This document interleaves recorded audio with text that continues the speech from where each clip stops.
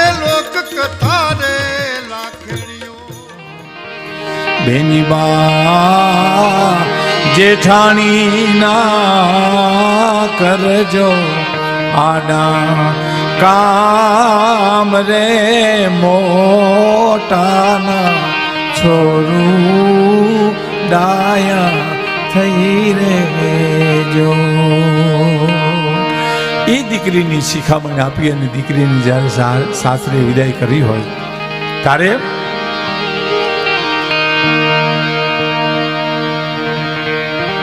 ગણેશ આપણામાંથી ત્યારે હાલતી થાય ત્યારે લાજનો ઘૂંટો આમ મારે છે. ગણેશની પાસે એમ કે છે કે હે ગણેશ, હવે મારા બાપની આબરૂ ડાબા હાથમાં, મારા સસરાની આબરૂ જમણા હાથમાં, બે આ બાબરૂને મારા ખોલિયામાં પ્રાણ બરોબર જતન કરીને હું એને સાચવીશ, હું એનું રક્ષણ કરીશ. એમ કરી અને જ્યારે વિદાય થાય શિખામણ આપી હોય. પણ દીકરી એ મંગલ કરુણ પ્રસંગ છે. દીકરીનો બાપ હારેલો છે એનો એક પ્રસંગ કહી અને મારી વાત પૂરી કરી નાખીશ, કારણ કે હું બોલવા બેસું તો તમે સાંભળ્યા જ કરો. પણ એક પ્રસંગ મારે આપને કહેવો છે કે જ્યારે ઉદયપુર રાણાએ પોતાના દીકરીના લગ્ન એક નાનકડા રાજપૂત સાથે ગરાસિયા સાથે કરેલી, નાનો ઘોડો હતો સાહેબ, કેસરીસિંહ એનું નામ હતું. અને કેસરીસિંહ પરણવા આવ્યા ત્યારે ઘણો દાયજો કર્યો. આપણે ત્યાં દીકરીને દાયજો જેટલું દેવા એટલું દેવાની વાત આપણે ત્યાં કરી છે. અને એને સામે એમ પણ કીધું છે કે સાસુ એક વિચારે કે દીકરાની વહુ પરણીને આવી છે તો શું શું લઈ આવી એના કરતા શું શું મૂકીને આવી છે એ વિચારવાની જરૂર છે. કેટલું લાવી છે એના કરતા કેટલું મૂકીને આવી છે. અહીં તો ઉદયપુર સ્ટેટ એટલે ઘણો દાયજો કર્યો અને લાડે કોડે દીકરીને વિદાય કરી. અને ખાનદાન કુટુંબનો દીકરો કેસરીસિંહ એ પરણી અને ઘેરે જઈને આમ હિંડોળા ખાતે આમ જે હિંચકે છે એમાં તરસ લાગી એટલે કીધું કે ઠકરાણા પાણી પીવું છે. અને એને દાસીને બોલાવી. દાસી એ દાસી સાંભળી નહીં. બીજી વાર કીધું દાસી તને કહું છું, એ સાંભળી નહીં. ત્રીજી વાર કીધું. પછી કેસરીસિંહે કીધું કે તમે જ પાણી ભરી લ્યો ને એમ. તો કે મારા બાપે એટલો દાયજો આપ્યો, એટલો કર્યાવર કર્યો, તમે મને પાણી ભરવાનું કયો છો? આ તમે મારું અપમાન નહીં, મારા પિતાનું અપમાન કરો છો એમ. એ હિંડોળા ખાટેથી ઉતરી ગયા. ત્યાં દાસી આવી કીધું બોલો બાસું? તો કે વેલડું તૈયાર કરો, અહીંયા આપણે નથી રહેવું, અહીંયા ન રહી શકીએ. અને સાહેબ ઉદયપુર મહારાણાએ દીકરીને સવારે વિદાય કરી અને સાંજે દીકરી બા પાછા આવ્યા. કેટલો આઘાત લાગ્યો છે. આ બળદેવભાઈ નરેલા એ ભાવનગર કવિ રાજકવિએ કરેલી વાતો મહેશભાઈ ઉર્મી નવરત્નામાં પ્રસંગમાં કર્યું. એનો ટૂંકમાં હું સાર તમને કહું, અદ્ભુત વાત છે. બળદેવભાઈની વાતો જ એવી હતી છે.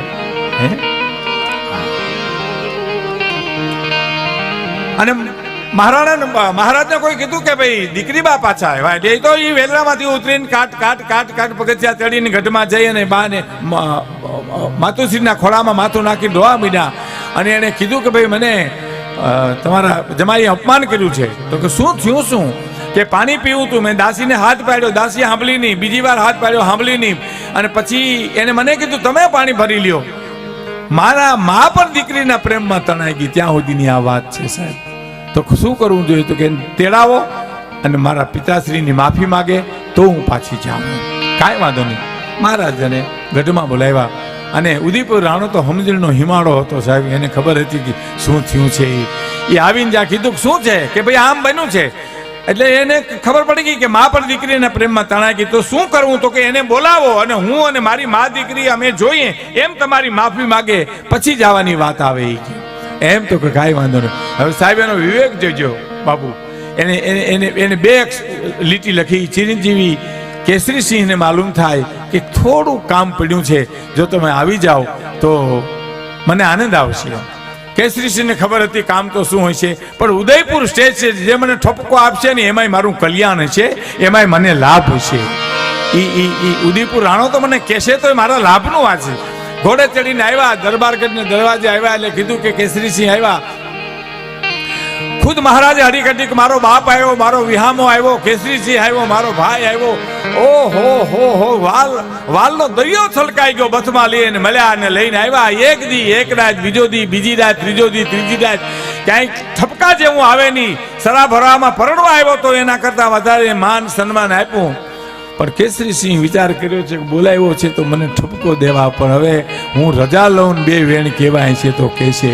એટલે બે માં દીકરી આમ જરૂર કે આવી ગયા છે. અને કેસરીસિંહ એમ કહે છે કે બાપુ હવે મારે રજા લેવી છે, હવે હું જાઉં, પણ કે રોકાવ તો મજા આવે છે, મને આનંદ આવે. તો કે ના બાપુ, આ તો અમે તો નાના માણસ, તમારો સંદેશો આવે એટલે મારે આવવું જોઈએ, પણ અમારે તો કામ ચડી ગયા હોય બાપુ, તો જવું જ છે તમારે? તો હા. મા દીકરી જોવે છે શું ઠપકો આપે છે કે જવું છે કેસરીસિંહ તમારે? તો કે હા. એટલે એની મોજડીઓ કેસરીસિંહની પડી હતી, ત્યાંથી ઉપાડી મહારાણા ઉદયપુર રાણાએ આવી અને પગમાં મૂકીને કીધું લ્યો જાવું હોય તો આ મોજડીઓ પહેરી લ્યો તમે. એ મોજડીયું પહેરી રહ્યો એમ કીધું તો મા દીકરીને એમ થયું ઓહો. પણ કેસરીસિંહ કીધું બાપુ તમે મારી મોજડી ઉપાડી? તો કે કેસરીસિંહ કન્યાદાન દેતી વખતે અંગૂઠો ધોઈને પીધો, પછી મોજડી ઉપાડવામાં મને શું વાંધો છે? અને આટલી જ વાત હતી દીકરીને માટે સાહેબ કે મારો બાપ જેની મોજડી ઉપાડે એને હું પાણી નો ભરી દઉં એમ. એટલો અહંકાર મને કર્યાવરનો, દાઈજાનો, સંપત્તિ વગેરેનો. અને પછી રોઈ પડ્યા છે દીકરી બા, અને માને કીધું છે કે હું મારા પિતાશ્રીને નહીં મળી શકું, પણ મારા પિતાશ્રીને કહેજો કે દીકરી બા હવે જિંદગી ભર ખોલિયામાંથી જીવ જાહે પણ ઉદયપુરની કોઈ દી આબરૂ નહીં જવા દે. એવી દીકરી જ્યારે વિદાય થતી હોય ત્યારે ખરેખર બાપ હલી જાય છે. અને આપણે ત્યાં ઘણી એવી વાતો છે, પણ મને થોડું યાદ આવતું નથી આમ વાત કરવામાં, એટલે હું એક લગ્ન ગીત ગાઈ અને મારી વાત પૂરી કરી દઉં.